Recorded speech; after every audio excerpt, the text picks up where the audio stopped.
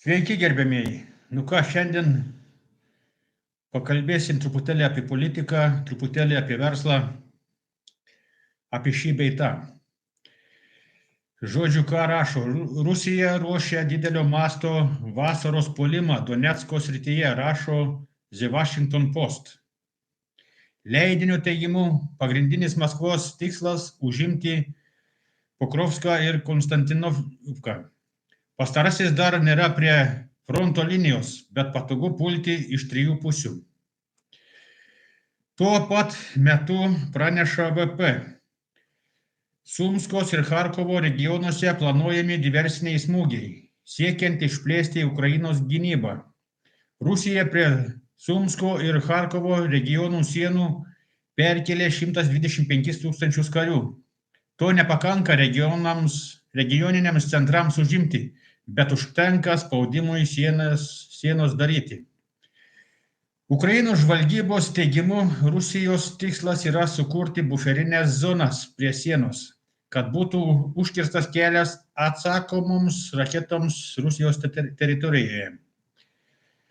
Tuo pat metu leidinys pažymi, kad Ukraina neturi nei žmonių, nei technikos savo puolimui vykdyti, todėl tęs gynybinę strategiją, kurią laiko nuo 2024 metų. Laikys fronto liniją ir kiek įmanoma apsunkins Maskvos pajėgų užimtumą bet kokios teritorijos. Zelenskis grasina Rusijai atsaku į smūgius Ukrainai. Taip atsitiks atakos dronai, gaudytojai, sparnuotosios raketos, Ukrainos balistika yra pagrindiniai elementai. Vakarinėme kreipimėse sakė narkomanas. Trumpas teigia, Putinas nesupranta, kad jei ne aš, Rusijai dabar būtų nutikę daug labai blogų dalykų, o aš turiu omenyje labai blogai. Jis žaidžia su ugnimi. Medvedevas teigia, žinau tik vieną labai blogą dalyką, tai 3 pasaulinis karas. Tikiuosi, kad Trumpas tai supranta. Taip Medvedevas atsakė į Trumpo grasinimus savo Twitterio poste. Kad be jo Rusijai neva nutiks tikrai blogų dalykų. 2025 metais Europos Sąjunga už energiją ir žaliavas Rusijai sumokėjo daugiau nei 20 milijardų eurų. Tai kelis kartus daugiau nei visa karinė pagalba Ukrainai suma per tą laikotarpį. Apie tai praneša Bild. Bendras Rusijos pelnas iš naftos dujų, anglies, SGD ir urano eksporto sieks apie 233 milijardus eurų. Pagrindiniai pirkėjai yra Kinija, Indija, Turkija. Per jas jau perka žinoma ir Europos Sąjunga. Formaliai sankcijos galioja. Tiesą sakant, pagrindiniai sandoriai tęsiasi. Tiesiog dabar jie turi permokėti tarpininkams. Rusijos karinė mašina auga iš eksporto pajamų, taip pat ir iš Europos. Rašoma leidinyje. Nepaisant to, kad Rusijos kapitalas didėja, Europos Sąjunga daro spaudimą Ukrainai, kad ši nutrauktų antrąjį derybų raundą su Rusija. Europai reiškia naudingas yra karas.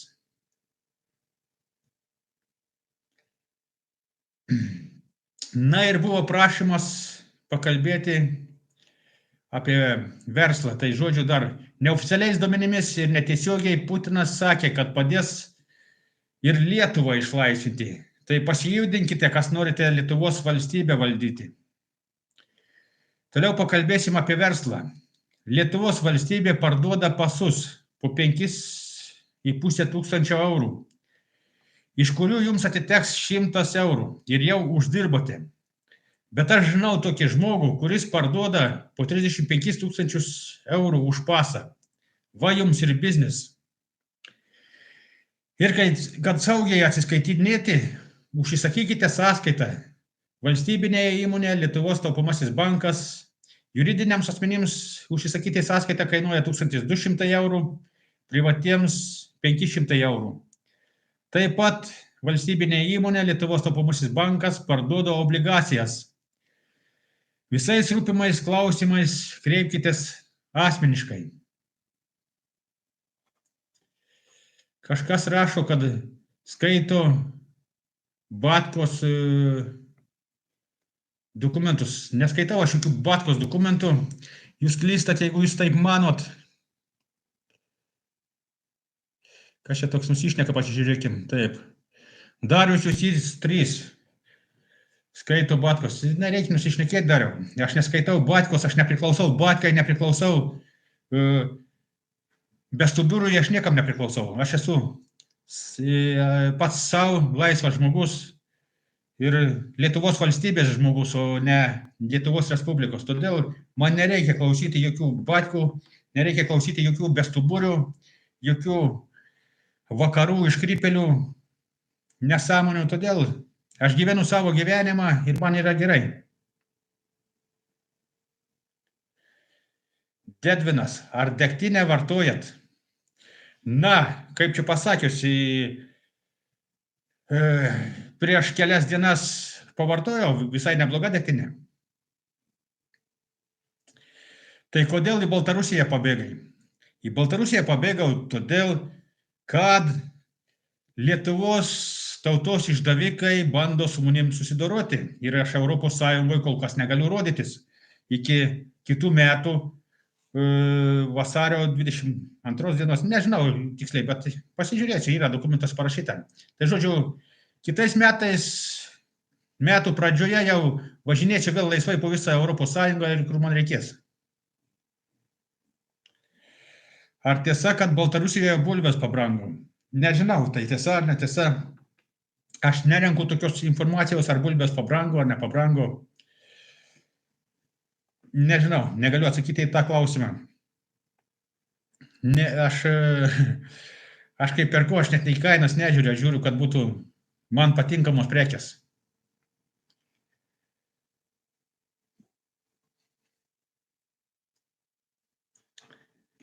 Taip, dar klausimų yra. Aišku, ne apie bulves.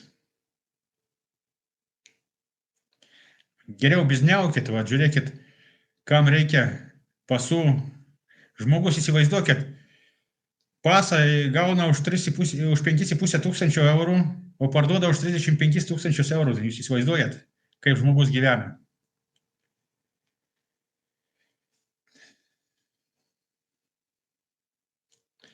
Kaip manai, ar bus Lietuvoje karas? Na, karo gal nebus, bet išlaisvinimo operacija tikrai kad bus. Bent jau taip, aš girdėjau, aš pradžioje sakiau, kas negirdėjo, galės pasižiūrėti įrašą. Tai žodžiu, išlaisvinimo operacija bus, tai žodžiu, į Lietuvą išlaisvinti, nepergyvenkit iš okupantų. Tada Lietuva galės vėl tapti laisva, jeigu bus kam valdyti, bet jeigu nebus kam valdyti greičiausiai, nes aš, kaip matot, atsisakau, tai žodžiu, naujo nesurandam valdytojo kol kas.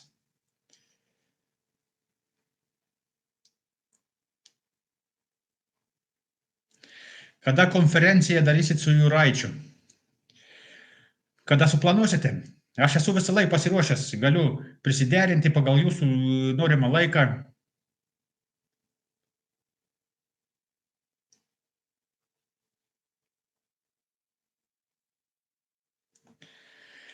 Rašo, nori pasakyti, Seimūnam galas bus. Aš negaliu pasakyti, kam bus galas, kam bus pradžia, bet kažkas tai bus.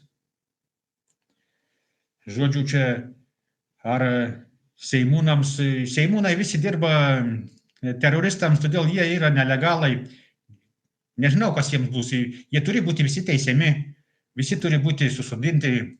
Ar tai bus daroma, ar nebus daroma, ar tiesiog jiems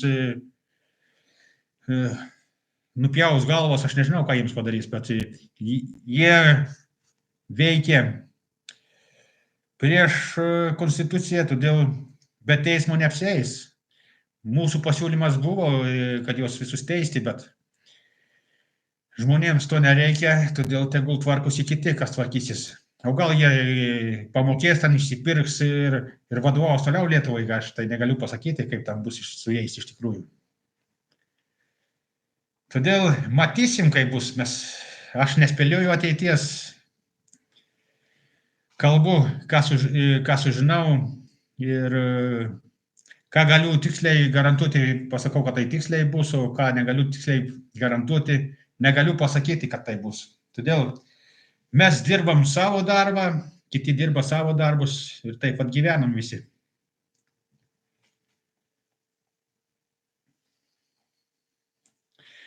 Todėl naudokitės progą prasisukti, kol dar turit šansą, kas sugeba, tai aišku.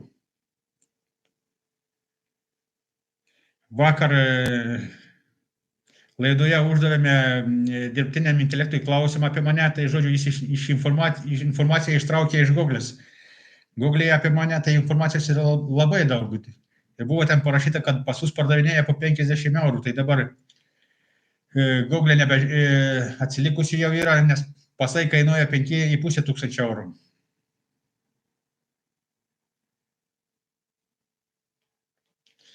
Papasakok apie tuos pasus. Nu, ką ten pasakoti apie pasus? Pasas raudonas, Lietuvos valstybės pasas. Galite įsiveskite į Google Lietuvos pasas ir matysit, koks pasas atrodo. Toks pats yra, kaip ir Respublikos. Tai žodžiu, nieko nesiskiria.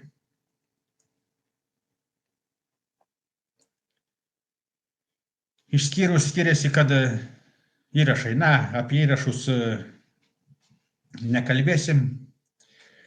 O šiaip viskas tvarkoje. Žmonės skraido su lėktuvais, važinėja visur, niekur nekyla problemų.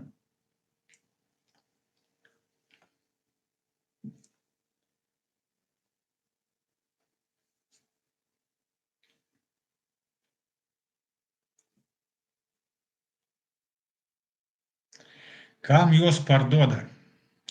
Žmonėms, kuriems reikalingi pasai, yra kas perka. Kai kurie žmonės nori važiuoti į Europą, kai kurie, matot, iš Europos išvažiuoja. Na, neišvažiuoja iš Europos.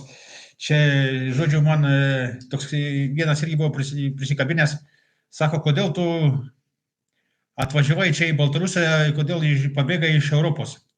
Aš sakau, tai Baltarusija irgi Europa yra.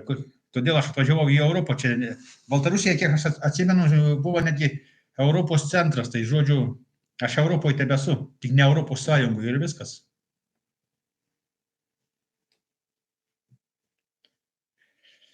Rašo, kad vatnikams parduoda. Jo, parduodam ir vatnikams, ir nevatnikams. Ir teroristams, ir kamikadzėms, visiems mes parduodam. Mes neklausim, kas jūs esat, vatnikai ar nevatnikai.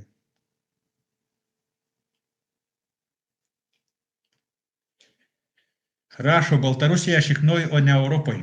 Na, jeigu jūs istorijos nežinot, tai gal pas jumis ir šiknoj, žodžiu, iš tikrųjų, tai yra Europoje. Ir Rusijos didžioji dalis yra Europoje. Tai pasidomėkit istoriją, tada rašykit tos klausimus. Jeigu nežinot, tai kaip jūs galit ginčytis ir rašyti nesąmonės savo. Vaitkus sakė žygiuoti LGBT parade, o jūs, na, aš tikrai nežygiuosiu LGBT parade. Jeigu būtų mano valia, aš iš vis uždraučiau tokius paradus, todėl dar sykį pasikartosiu, kad tokius žmonės reikia utilizuoti, jie ne žmonės yra, todėl pasižiūrėkit patys, ką jie pridarė visam pasauliui ir suprasit, kas jie per žmonės yra. Todėl aš jų nepalaikau. Jie, kol miegojo dantinimis į sieną, buvo normalų žmonės, dabar jie kelia grėsmę pasauliniam lygmenį.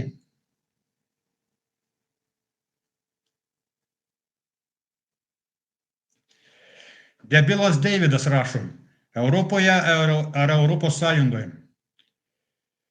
Tai aš apie Europą ir kalbu. Jeigu tu esi debilas, nu kaip aš tau galiu paaiškinti, pasimokink istorijos.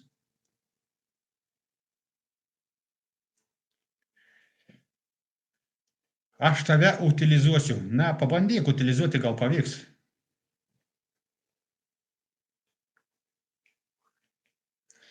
Vaitkus sakė, su vyru buvo užtiktas. Nežinau aš tokių dalykų. Baltarusija gūs daug Lietuvos žemių ir miestų. Beloveždo giria, Lida, Gardina ir taip toliau.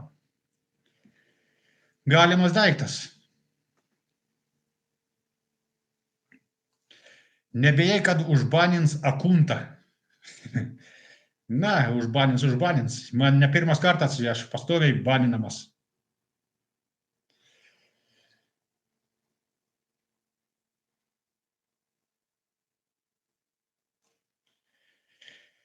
Na, žodžiu, klausimų nebėra, rašo tik tai svaiguliai tokie, kur besmegeniukai, narkotikų prisivalgė matomai. Tu skaityti net nemoku, aišku, kas čia baisiaus, kad nemoku skaityti.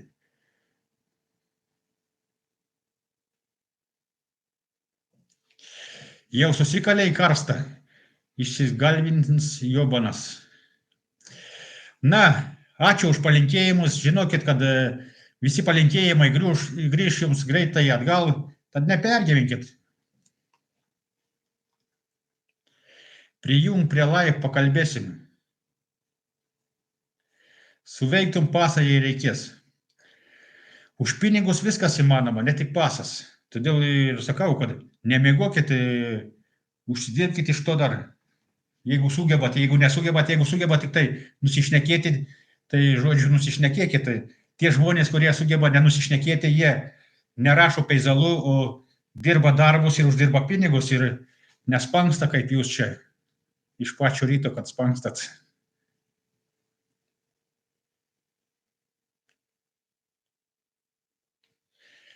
Alfonsai tave, Švenčioninę, Juraitį, Ragelskį, Paleckį, Žemaitį ir kitus čiortus rodė per TV3. Na, gerai, kad žmonės dar prisimena mane, gerai, kad rodo per TV3. Visai gerai, aš padariau didelį rėžį jų šiknuojant, jiems labai skauda, todėl jie dar ilgai mane minės, dėl to čia neabejonių net nėra. Galit nepergyventi, čia prisimins tautos išdavikai ilgai mane.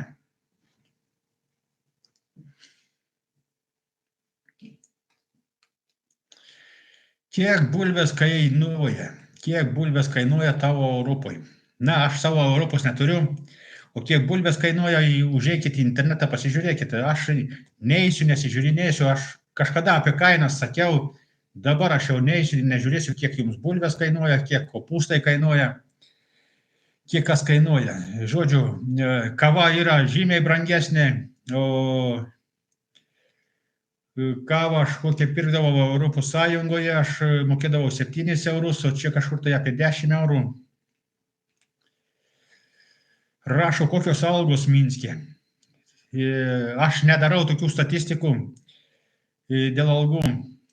Todėl nežinau, ar aš domėsiuosi algomis, čia yra... Reikia studijuoti, neturiu laiko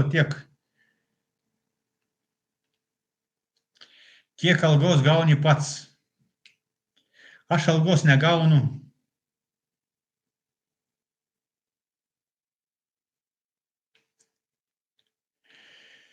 Aš dirbu Lietuvos žmonių labui, todėl dirbu be algos, aišku. Tikiuosi, aišku, uždirbti tik iš reklamos, kiek uždirbu iš kitų veiklų, o šiaip algos negaunu tada. Remontas bute europinis pas tave. Ne, aš negaliu pasakyti, koks tas remontas čia yra. Iš ko valgai tada? Kaip, iš ko valgau? Na, žodžiu, valgau dar kol kas. Nesiskundžiu ir kol Dievas palaiko mane, nesiskųsiu dar. Tai žodžiu, gerai, ačiū už klausimus, ačiū, kad palaikote. Tie, kas turi smegenų, gali užsidirbti iš to reikalo, tad šiandien tiek. Yra kitų darbų svarbesnių. Ačiū už dėmesį. Todėl susitiksim sekančią dieną. Viso gero, iki malonaus. Te padeda mums Dievas.